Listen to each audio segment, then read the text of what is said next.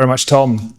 Okay, so to temper some expectations, basically all of the really interesting stuff that's going to be interesting to people who don't care much about nerdy control stuff, Tom has already revealed, setting some expectations right from the get-go. So we soldier on anyway. My name's Stuart. I am the ADCS engineer at Alba Orbital. I got asked at lunch, what does ADCS stand for? So to anyone out there who doesn't know, it means Attitude, Determination, and Control Systems. Basically, everything that's in charge of where is the satellite pointing, does it know where it is, and in what direction it's looking. That is the sphere in which we're talking here. And one of the limitations, I'm sure everyone in the room is very aware, when you're designing any small satellite, one of the challenges, the primary challenges, is how do you get everything, something so complex, many people have mentioned it today, how do you get something so complex to fit into something so small? If you've read any of the ADCS literature, academic literature for CubeSats, you'll see they're going on and on and on about how size, weight, and power are the big issues when you're designing something so small. So when we're talking about pocket cubes, those impacts, those problems, those constraints are compounded. And the question then becomes, as Tom shared earlier, can we actually do it? And it's PocketQube Conference's worst kept secret. The answer is, of course, yes. But let me go into a little bit of detail about how we got there and what we did to do this. So this is the first downlinked full resolution image that we brought back. This was from U2O, active pointing from a PocketQube. These are the Austrian Alps for anyone who's interested. And I would like to go into a little bit of detail about what went on behind the scenes of the ADCS to get us from images that looked like this, or this, or this, to something that looks a little bit more like these, something a little bit more interesting, a little bit more sellable, frankly. And one of the things that I'm going to have to caveat is I know the ADCS isn't a silver bullet. It won't solve all of your PocketQube problems, but I am biased. There was a lot of work that went into getting these satellites and all the different subsystems, the electronics, the optics, the thermals, all of it required and was necessary to get these images back. But as I say, I'm a very biased control systems engineer, so that's what I'm going to talk to you about a little bit today. So having a look at where we were before last year's PocketQube conference, actually before 2025, from an ADCS perspective, we had about 54 valid ADCS telemetry packets, which meant we had no insight into how our control system worked on orbit, what was actually going on. We had zero ability to turn the actuators on to actually rotate the satellite. The actuators are the components that do the turning, that do the pointing of the sat. We hadn't even switched them on at this point last year. And that was predominantly because we didn't have enough power to do so. As you can see from the graph on the left there that shows kind of our voltage and current values, we were bouncing around our kind of minimum voltage value of about 7.4 volts. After that, the satellite conks out. And on the right, you've got the temperature graph, as a few people have heard mentioned today. Temperature's not so good for the batteries. So we drop below a certain voltage or below a certain temperature, the voltage just conks. We just cannot power a satellite if we're sitting at these voltage levels and at these temperatures. And the result of the electrical power problem was we couldn't detumble the satellite. It comes out of the deployer spinning every which way, and until, as it's been mentioned, until you can arrest some of that momentum, still the satellite almost, you can't really do too much regarding things like GPS or starting to actively point in any direction, all of which needs some actuation. And then finally, most importantly, for the Unicorn 2 satellite use case, was we just had a limited ability to take images. We just were constantly trying to keep the satellites alive, never mind try and take images with the things. So where are we now? As of today, we have over 20,000 ADCS data packets. I thought that was going to be a really impressive number until Tibor mentioned us 2 million. Thanks for that, Tibor. But this gives us so much insight into exactly what's going on. We understand our ADCS way more now than we did this time last year. We see how it operates in orbit, and we've been able to optimize based off of that information. We've validated that we can detumble the satellites. This was, I believe, Unicorn 2Q. You've got the purple graph, which is kind of the total spin rate of the satellite. You can see it comes out of the deployer spinning, not too fast. And then over time, it accelerates. This is because in orbit, there will be disturbances, there are torques that get applied to the satellite that gradually spin it up over time. And as you can see, it got to, started accelerating quite quickly. But as we started to test our detumbling mechanism, the B-dot algorithm that we had on board, you can see it starts to come down until eventually at the end of the graph, you can see we're kind of bouncing around zero. The spikes, for anyone who's interested, are kind of where the satellite goes into nighttime, it goes behind the Earth, and we weren't detumbling at that point to try and conserve power, so that it spiked up a little bit throughout the night. But as soon as we saw the sun again, we were able to charge. We brought the tumbling rate back down.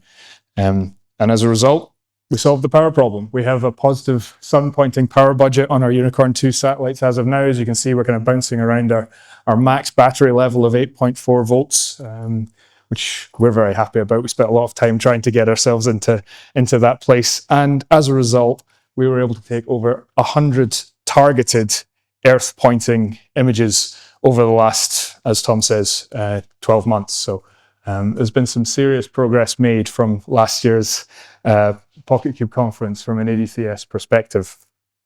And I want to talk a little bit about how we did that, what was involved, and all of the different ways in which we improved the Unicorn platform. So forgive me for taking us back to the classroom just for a moment. I promise I'm going to keep this as simple as I can. Anyone who's studied control theory will know this diagram well. This is a basic, very simplified diagram of what goes on in a classical controller. On the right, you've got your satellite doing satellite things, spinning around, doing its stuff, having a certain behavior. The sensors then measure that behavior. That's the idea of them. They give a reading of that behavior to the controller. The controller knows exactly what it wants the satellite to be doing and uses the sensors to figure out what is it actually doing, compares the two, and then uses that to tell the actuators, right, you've got to tell the satellite to do something different, or A-OK, we're all good, don't worry about it, man, you're fine. That is a kind of brief overview of how a feedback controller works, and it also gives me a nice little structure into which I can kind of explain the different sectors that we focused on over the last year as we were trying to improve the Unicorn platform. So I'm going to start with the actuators a little bit. We, on board the satellite, have 3 reaction wheels, and these actuators do most of the heavy lifting when it comes to the pointing. They are pointing in the 3 primary inertia axes of the satellite, and the major upgrades we needed to do related to these were predominantly software. We had very little precision control over these things this time last year. We were, working to try and improve that, get more accurate reading of how fast these things were actually spinning. If you don't know how fast they're spinning, you have no idea how to control them properly. And also we were unable to, you'll see in the maximum speed rating there, you'll see this can do to plus minus 12,000 RPM. We couldn't get the thing to change direction at all. So a lot of work went into improving the software used to drive these things so that we increased the operational envelope of our reaction wheels and hence our pointing capability from that. And then to assist the reaction wheels, we also have 3 magnetorquers. You'll have heard these mentioned in a couple of the other talks as well. And these are essentially just electromagnets, copper wire wrapped around an iron core. And they allow, what they're predominantly used for is detumbling. Everyone's been mentioning that. And the reason for that is they're way faster as an actuation source than the reaction wheels. They can respond to your rotation rate of your satellite. And then beyond that, they basically just provide an assist to the reaction wheels when they start spinning up a little bit too quickly. And what we did to improve these was a lot of work went into, with our manufacturing team, improving the manufacturing consistency of these components to get them looking nice and pretty like this. And then also there was a lot of modeling went in, a lot of theoretical understanding to try and figure out exactly what was going on a physics level with these things. And I'll explain a little bit about why that helped us going forward. But what it did allow us to do was give a brief evaluation of, are these things powerful enough? Turns out they're way oversized for what we need them for. There's probably an area of improvement, optimization going in the future to size these down a little bit, scale it back, and make things easier for a per manufacturing team. Onto the sensors. So these are the 3 kind of basic sensors we have on board. We've got a 3-axis gyroscope, also a 3-axis magnetometer. There is an accelerometer, we don't use it.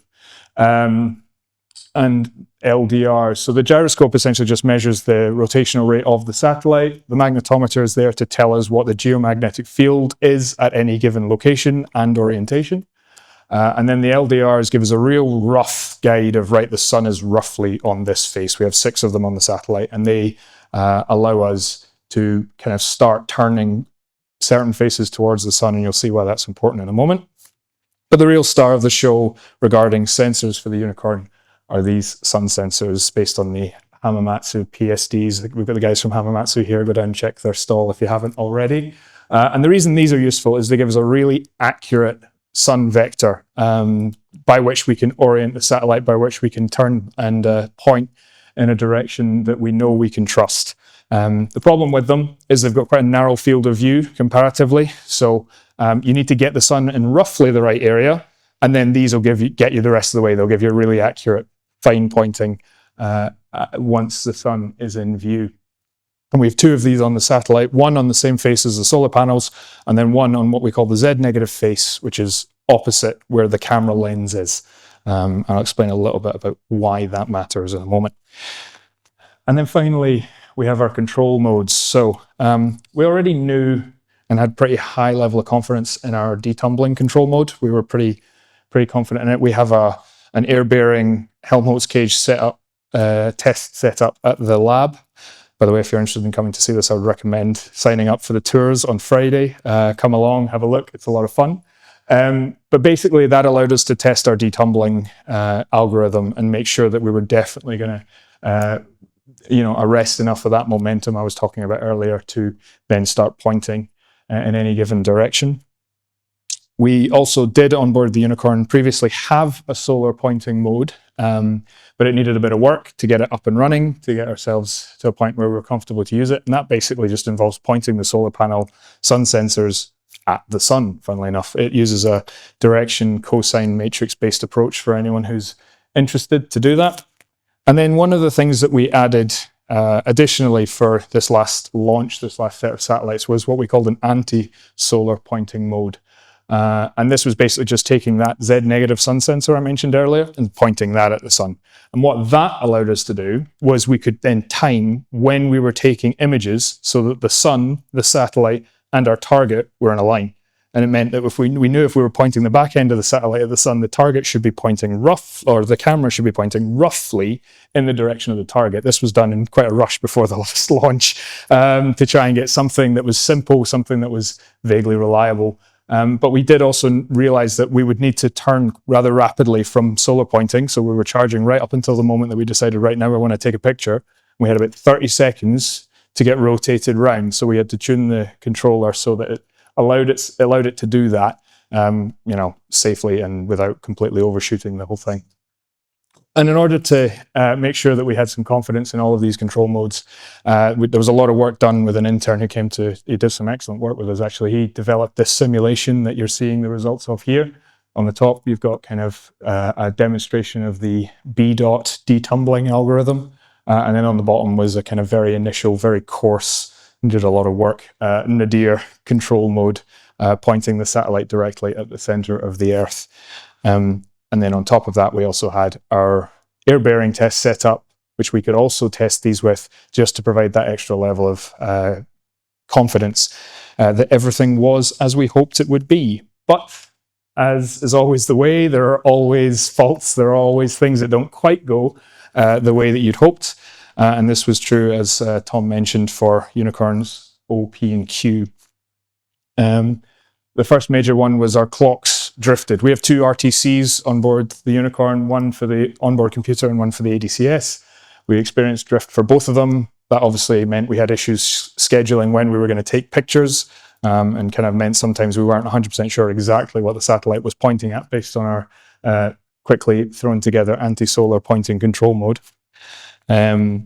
We experienced what we think was an 𝗖𝐸 failure on board Unicorns 2O and P, and it was the ADCS clock and both of the sun sensors that were on this 𝗖𝐸 line, and we're pretty confident it was cold exposure that did for these ones. The reason being is we left both O and P in the OTV for an extra few weeks after 2Q deployed, and it seemed a bit too much of a coincidence that both of the satellites that got left in space for 4 weeks both experienced this failure mode. So we're working on improving that for the future.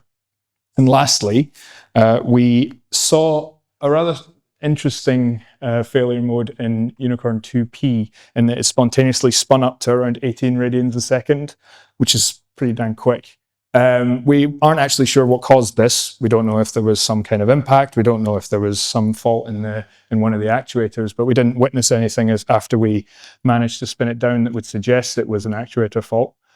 Interestingly enough, for anyone who knows what the Janibekov effect is, we're pretty confident that within our data we found evidence that that was happening to our satellites, which is kind of a cool side thing that we weren't really expecting to show. Anyone who doesn't know what that is and wants to, come talk to me after. But one of the things that the modeling of our magnetorquers allowed us to do was we also developed a mode that would, instead of what normally happens, which is we switch the magnetorquers off, take a reading from our magnetometers, and then switch the magnetorquers back on. That would allow us to, get a reading of the Earth's magnetic field without interference from the magnetorquers. Because we'd done some analysis of the magnetorquers, we developed a mode where we could just read through it. We could just ignore what the magnetorquer was doing, almost estimate exactly how much of an effect it should have on the magnetic readings, and so just read through and let the magnetorquer work 100% of the time. That increased its efficiency, increased its effectiveness, and was what enabled us to spin down from what was otherwise a basically catastrophic failure mode. We would not have been able to spin down from 18 radians a second otherwise. So that was a pretty cool side effect of what went down. Now, you've heard a number of times we have a couple of unicorns about to be deployed in the next few days, really. So what are the upgrades that we've implemented for the ADCS for these satellites? Well, instead of that direction cosine matrix control method that I mentioned earlier, we've switched over to a quaternion-based one. The reason for this is it just allows us to ensure that we're definitely rotating through what is geometrically the shortest possible distance between orientations, rather than mucking around with different orthogonal reference frames. We've applied some of the satellite position determination. Up until this point, the Unicorn has had no idea where it is in space in itself. We've known, but it hasn't. And so on board the satellite is a TLE propagation method and a GNSS chip, as Tom mentioned, and one of the great things about GNSS is the timing on it is very accurate. So we're hoping that this provides us with a backup in case we experience the RTC problem, clock drift again. We've also started implementing a static attitude determination mode. It's the triad algorithm for anyone familiar.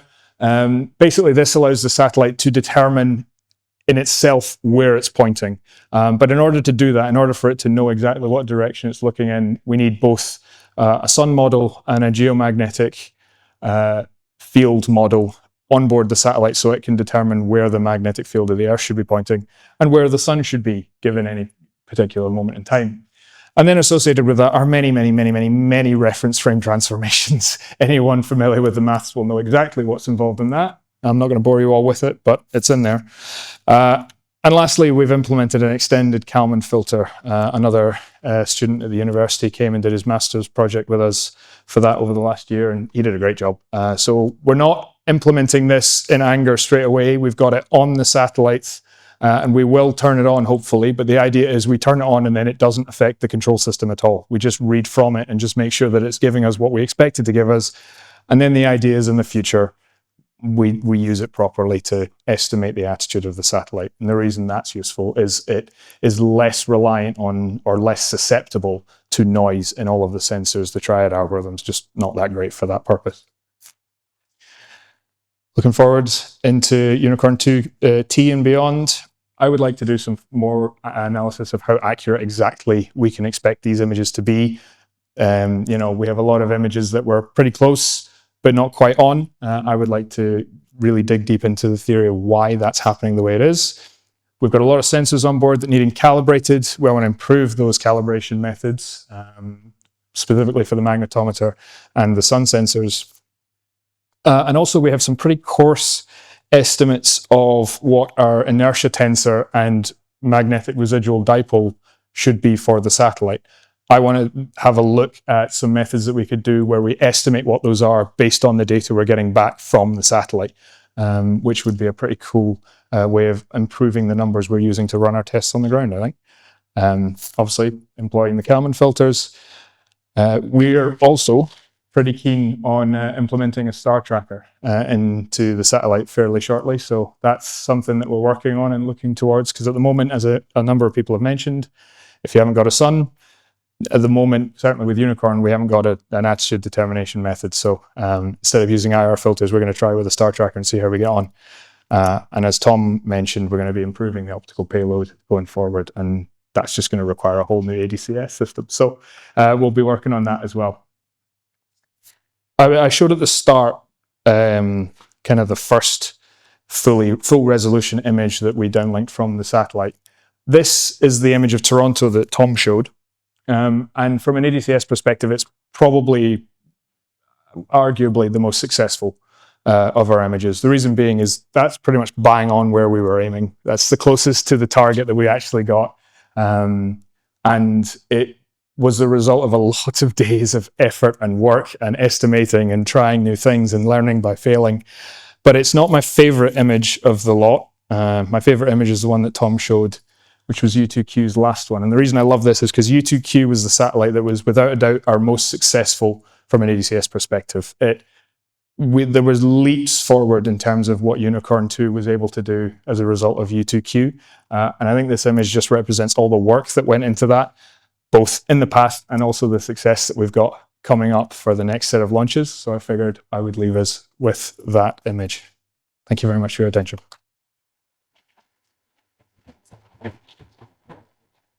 Thank you.